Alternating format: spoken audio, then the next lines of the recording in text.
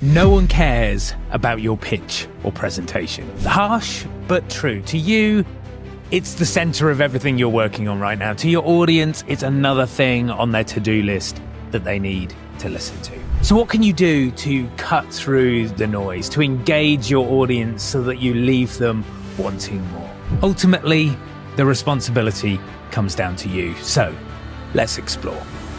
I wanted to do some shorter solo episodes where I dive deep into a challenge that I see my listeners having. So if you like what you hear or you've got an idea for another episode, please get in touch. So let's dive in. Your audience is busy. We are living in such a noisy world right now. We're being bombarded with information. As you listen to this episode or watch this episode, there's so much distraction going on. Other videos and podcasts and people are competing for your attention. So if we want to create cut through, if we want our audience to spend their time and invest their time with us, then we have to be more interesting and more engaging than everything else that's going on. I think one of the biggest misconceptions often when we're pitching or presenting is that people want us to be perfect, that it has to be absolutely faultless. And in reality, that's just not the case. Yes, your audience want you to be good. And if you have any sort of hang up around pitching or presenting, if you've got any of those limiting beliefs that say people don't want to listen to me or I'm not good enough, I'd really like you to reframe that. If you think about every meeting that you've ever been in, every physical room that you've sat in, or every Teams call that you've sat through, maybe, you want your audience to be good. No one's sitting there thinking, you know what, I really hope that the next 20 minutes is a complete waste of my life. They want to be engaged. They want to be entertained. They want to learn something new. So if you've got an important idea to pitch or something that you need to present that's going to change the way that people work or change the things that people do or change how people see the world, then you need to be confident to take that space. And you need to remember that for the most part, there might be the odd outlier every now and again, but for the most part, people want you to succeed. However, you do have to spark their interest and you do have to hold that interest. You can't afford to be monotonous in this day and age. There are just too many other things that will grab people's attention and take them off in a different direction. So if it feels for a second, really, that what you're doing has hit a flat line, that the tone has become the same or the pace has become the same, if I start to do this for too long, then very quickly you're going to switch off and switch out. So I've got to do something to switch it up.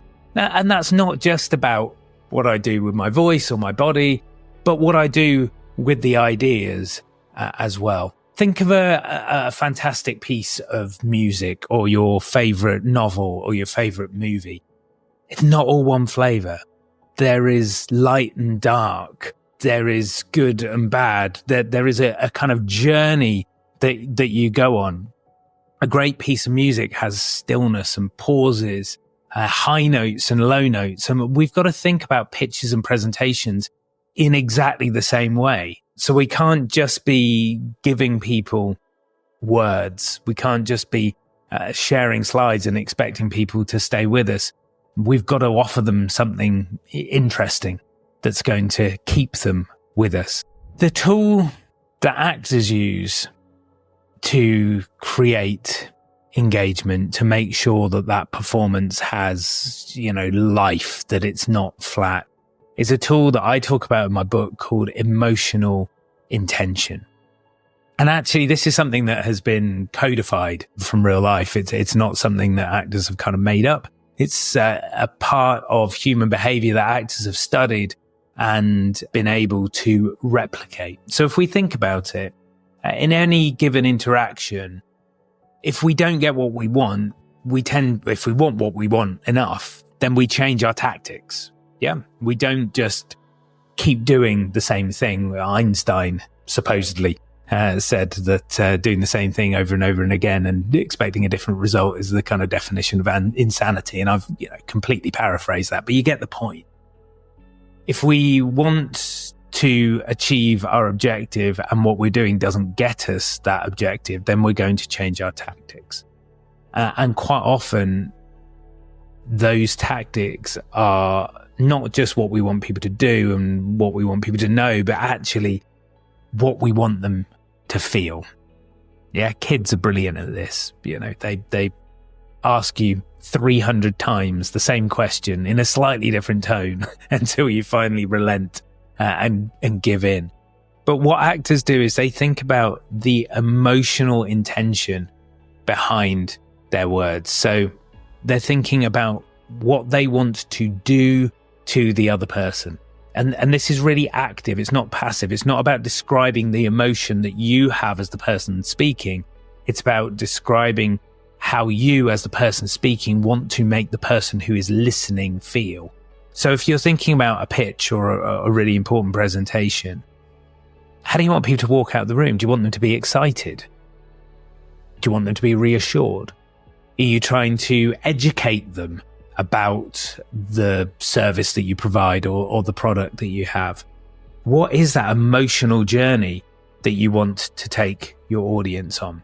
In any acting room or rehearsal room, there's normally a copy of this book on the table. For those of you that are listening, this is called Actions, the Actor's Thesaurus. And it is literally a 158-page book of doing words. It's things that we can do to other people that we can feel in return. So, I can interest you, or I can intrigue you.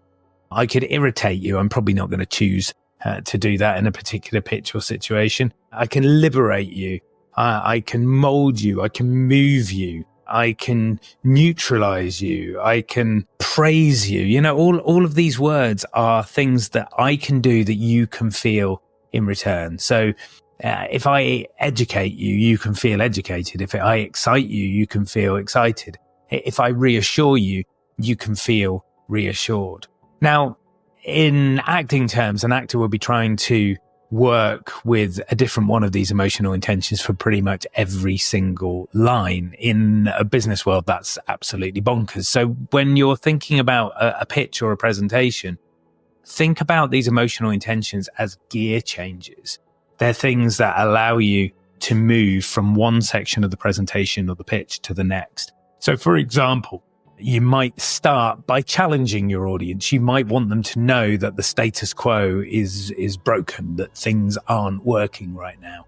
And then after about 5 minutes of giving people that kind of sense of challenge, you might move into educate, and you might start to talk about the way that your product or service can solve the problem that they have. And then finally, you might move into excite or motivate, because you want them to leave feeling uplifted. You could uplift. All of these things. It's really not about some sort of game of intention bingo. Like, no one is ever going to leave your pitch or presentation and go, "Oh, nice challenge. See what you did there." But hopefully you will make them feel something different, certainly by the end of the presentation or the pitch, than they felt at the beginning. And that is the absolute skill of the great communicator, that you can move your audience, that you can take them on a journey. Now, if you've got 5 minutes, then in a 5-minute pitch or presentation, you might just be focusing on one of these things. But I would suggest that if you have more than 5 minutes, if you've got 10, 15, 20, then you need to be thinking about multiple gear changes. Because again, if you don't, then it allows the presentation or the pitch to flatline. And what's really interesting to me and incredibly powerful when I share this tool with clients is that not only do these emotional intentions change the way that you say the words, your kind of expression, your tonality, your physicality. If I am trying to reassure you and make you really believe that everything is okay, then there's going to be a very different energy to if I'm trying to excite you and get you really kind of, buzzing about what's about to happen, and there's going to be a different pace and pitch and tone and energy to it. But not only that, when you choose the right emotional intention, it changes the language that you choose too. So this actually helps you write your script, helps you choose the right words to describe what's going on. Because if you really commit to that emotional intention, then it changes your language too. So, I said at the beginning, no one cares about your pitch or presentation, and that is the truth. But you can make them care. You can create an emotional reaction if you get clear on this emotional intention.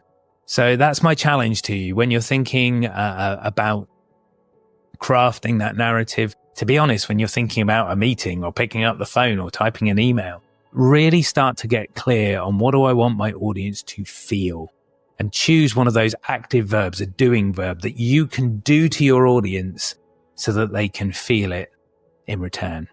Test it out. Let me know how you get on in the comments. And if you've got any questions, please get in touch.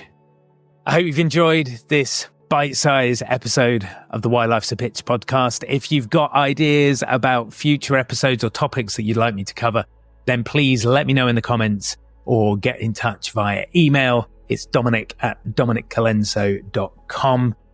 And as ever, if you want to support this podcast and help me reach as many people as possible, please do like and subscribe, hit that bell, and I will see you for the next episode very soon. Take care. Thanks for listening to the Why Life's a Pitch podcast. If you'd like to improve the way you pitch and communicate, I'm giving away a special gift to all my listeners. We've developed the Pitching with Impact scorecard to help you benchmark your pitch performance in 6 key areas. It'll take you less than 5 minutes to complete, and you'll receive a detailed, personalized report packed full of insights and ideas to help you improve and grow. Just head over to dominiccolenso.com/scorecard to get started.